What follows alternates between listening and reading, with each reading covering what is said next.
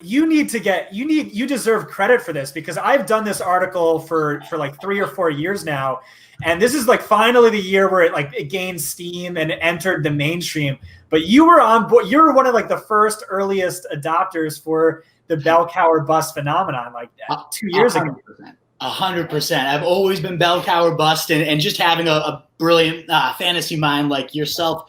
Like, I've always known it's right, but you just put all the science behind it so clearly laid out in your article here. And it kind of spawned from your Anatomy of a League Winner. And I just got to say, if anybody watching this has not read that yet, I truly think that was one of the most game-changing pieces of fantasy content I read this offseason, maybe ever. Like, it was just genuinely broke down so clearly what a game winner, league winner is and who it could be this season. And then you kind of spawn this BellCow or bust based on that the logic behind the running backs here. And the name kind of reveals the core strategy, right? Every down players, runners, and receivers. They're getting all of it, the snaps, the carries, the targets. But why is it so valuable, especially now in this type of landscape, Scott?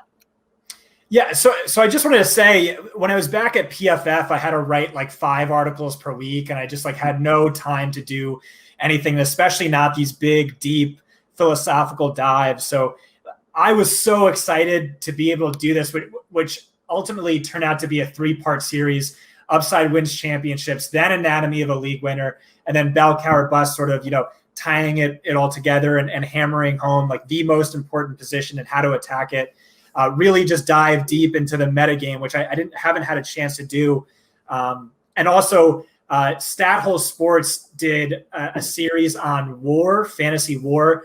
I might have rewritten Anatomy of a League Winner or attacked it differently had I read his articles beforehand, but that's also like great, tremendous work that's come out where he's said basically the exact same thing. He's like, yes, running backs who catch passes, but it's hard to sort of war. Before you keep going, war, what exactly does that stand for? Oh, that's wins above replacement. And he's looking at it in terms of actual value a player brings to your roster, to your team. Like Christian McCaffrey is worth like 3 WAR, and there's only 5 other guys this past decade who had a WAR above 2. Like, that's just how much of a cheat code owning this one guy is. And like Upside Wins Championships talks about that too. And I talk about WAR a little bit in BellCow or bust. It's kind of hard to distill 3 different articles and like 2,000 words to 4,000 words each in each article. But basically, BellCow running backs are the most valuable players in fantasy. It's like the shiny holographic Charizard of fantasy. It's like so rare. It's so valuable. They're game script proof. They're highly consistent on a week-to-week basis. They have the highest ceiling, the highest floor, the highest projection, and they're league winners. That's exactly what you want. And what is a BellCow running back? It's an every down running back who's going to rank highly in snaps, carries, targets, snap share, carry share, target share. And Christian McCaffrey 2019 was basically the ultimate BellCow running back, the number 1 BellCow running back since LaDainian Tomlinson in his prime. Maybe Le'Veon Bell's best season ever came close. And my strategy in drafts is exactly, what the slogan implies, which is I really go BellCow or bust. Like, if you just look at my rankings, I have James White 40, Tariq Cohen 44. I have Nick Chubb out of my top 15. I have Aaron Jones out of my top 15. I have Derrick Henry just outside of my top 12. I really go BellCow or bust. And like sort of the reasoning there, like Derrick Henry is an amazing runner, hyper talented, but what he did last year is just like due for a massive, massive regression.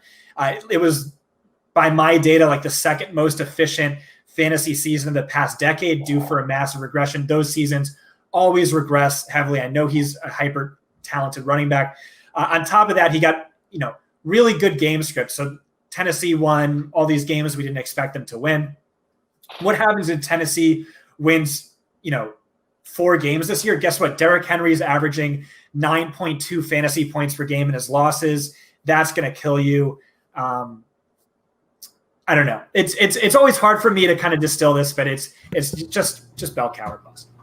Absolutely. Do you, Grant, and it makes all perfect sense going after those guys. Are you in the same boat, Graham, where you're like just hammering them early? Are there receivers or anything else you work in?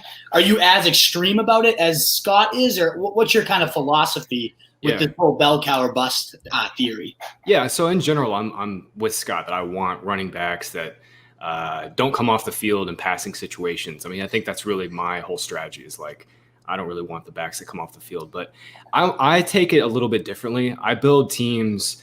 I try to think of every team as kind of like a different, it's just like a different challenge, you know. Every draft slot provides, you know, different ways the draft is going to flow.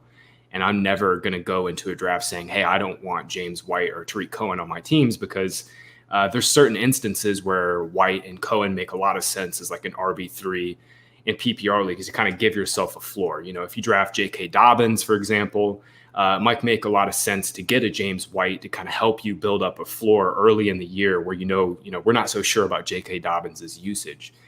So I do take a little bit of a different angle from that aspect, but I do agree with Scott's overall point that, like in general, James White and Tariq Cohen are never going to win you your league. Like they're strictly just floor plays, but I do think there is specific team builds where they can help you. I have a totally different take on Derrick Henry, though. Like he's my RB5. I just think this dude is so safe. His rushing floor is so safe. Scott, the Titans are not going to win 4 games, man. Like that is such a low range of outcomes. Like their win total is 8. I think they win 9 or 10. Their defense is pretty good again. They're bringing back their entire secondary. Their pass rush scares me, but this team is rolling back basically 10 of their 11 starters on offense. They're having to replace Jack Conklin. I don't think that'll be that big of a deal. Conklin's a really good run blocker, but the point is Henry's volume is so safe. Like Darius Evans is not going to steal any goal line work from Henry whatsoever. Last year, the Titans had they gave the ball to Derrick Henry 16 out of 16 times when they got inside the 10-yard line. His touchdown ceiling is so high, and if the biggest bugaboo for Henry obviously is he's never been able to be like on the field consistently for third downs and in passing situations. But Ryan Tannehill came out and said, about a week ago that that Henry's really been working on it. Not only like just trying to, catch more balls and be a little more fluid in the passing game, but he's been really working on his conditioning, which is huge because, obviously Derrick Henry, when you're getting the rock 18, 22 times, 25 times per game, you're going to wear down a little bit. Maybe that's why they've tried to take him off the field in the past, is because he just can't handle all of those snaps. But if he's on the field, if he gets even just like a 20% boost in the passing game in terms of routes run, like he is going to threaten for top 5, top 3 upside, just because I think his rushing floor is so safe. And Scott, I dug deep into this for an article up on the site, Fantasy Points, looking into Derrick Henry in negative game scripts. And last year, he was definitely game script dependent. One of the most game script dependent backs in the NFL. But James Conner, Josh Jacobs were more game script dependent. And the biggest thing for Henry last year wasn't that it's crazy. The dude is just a touchdown machine. And I do agree there's going to be a good bit of touchdown regression for him. But in the games that they lost, he still scored 7 touchdowns. He was still getting the ball inside the 10-yard line. That's not going to change for him. The biggest thing was his rushing yardage was real. His floor just kind of dropped out. He had 90 or more yards in 9 of their 11 wins last year. Think about that. 90 or more yards in 9 of 11 wins. He did not cross that 90-yard threshold once in one of their losses. So that offense right now is the way they're built. They're like I said, they're running it back with 10 of their 11 guys. And I just think Henry's floor is so high. Even in the games they lost, he still scored 13.2 fantasy points per game last year. That's still solid enough for low-end RB2 numbers. And yeah, a lot of that's touchdown driven, but the volume was still there. And that's really, at the end of the day, what we're looking for is volume. Yeah, so I'm going to jump in. What we're going to look for is volume. But as you well know, a target is worth about 2.83 times as much as a carry in PPR leagues. and again, over the past 2 seasons, Derrick Henry averages 9.9 fantasy points per game in losses. If their implied total is 8, that means like half of the games you're starting Henry, he's going to give you single-digit fantasy point outputs. I think that's like horrible. He's like the type of guy I'm going to get all my exposure to in DFS as opposed to season long. But I mean, like he's a guy who's really hard to argue with. And again, like I have him, right at that fringe RB1 and this is a hill I'm dying on. I'm certainly in the minority. I just wanted to bring up your point about James White in certain leagues. I do think that is fair. So like in a dynasty league, in a best ball league, I don't think BellCow or bust is optimal at all in a best ball league, but certainly in a PPR league. In a standard league, it's less valuable. In the less good players on your waiver wire, the less you need to swing for the fences, upside wins championships, the less you need to go this route. And like Graham was saying, it's like, all right, well, let's say you just took a ton of home run swings where you went Cam Akers, DeAndre Swift, J.K. Dobbins. Like those guys are kind of risky to start the season. I get the James Whites of the world, and you kind of do need to balance your portfolio a little bit, let's say. But all this is in the articles. Just read the articles. They are fantastic articles. Just to wrap up the whole Derrick Henry thing, too, it is interesting that once Tannehill took over, he was the number 2 fantasy back, even in PPR. Only McCaffrey had more points. So it's just a matter of how real was Tannehill. Is he going to regress and they go towards those losses more, or is he going to be the real deal? It's always tricky to put any type of eggs into a Tannehill. I think they win more than 8 games this year. I think they do too. I think they'll win more than 8 games. I think the Colts win that division, but Tannehill is going to regress. Like he led the league in touchdown rate, was top 2 in yards per attempt. That's not happening again. Like I saw. Yeah, but here's the thing. Yeah, go ahead. Here's the thing. But what if he doesn't? So he's going to average what, 9 yards a attempt again? I mean, all right. So listen to this. So last year he ranked first in PFF grade, first in passer rating, second in fantasy points per start, and second in fantasy points per dropback. And not only was it the second best fantasy points per dropback season last year, but it was like one of the 5 or 6 best of the past decade. Due for regression, obviously, of course, but that's like super baked in. This is the guy who ranked second in fantasy points per start last year. He's QB 19 by ADP. What's not baked into any of this is the fact that Arthur Smith might be like a genius play caller, which I think he is. AJ Brown is, who I wanted Leonte Carew to be, which means a future Hall of Fame GOAT. Guys, Jonnu Smith taking that next step. I made 2. So last year, in 3 separate months, I bet Lamar Jackson to win MVP. He was the only player I bet to win MVP. Of course, I was capped at like $7 because it was such a long shot on DraftKings, their app. So I only won like $4,000. Someone else won like $900,000. But this year I put down 2 YOLO MVP bets. One on Ryan Tannehill at 100 to 1 odds, and the other a quarterback with 150 to 1 odds. I just want to see if either of you guys can guess who it is.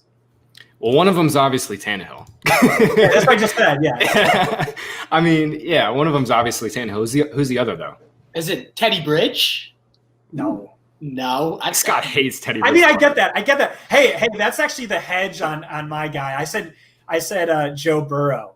Ooh, okay. If Joe Brady made Joe Burrow, maybe Teddy Bridge just goes nuclear. That's kind of my thoughts behind it. I mean, right. Burrow was great, solid before Brady got there. Before you send him to all-world talent with him there, he really set him up for success. I think he might do the same for Teddy Bridge. He's my 100 to 1. I put a smooth 100 on that one. Nice. Just see what happens. Why not, right? I'm doing my 96 stats right now. Do you want to know what my Teddy Bridgewater stat is? Oh God, sure. I had just hyped up like every single stat was just like positive praise for a player, and then Teddy Bridgewater's the stat was he's reached 21 fantasy points just 3 times in 44 career games.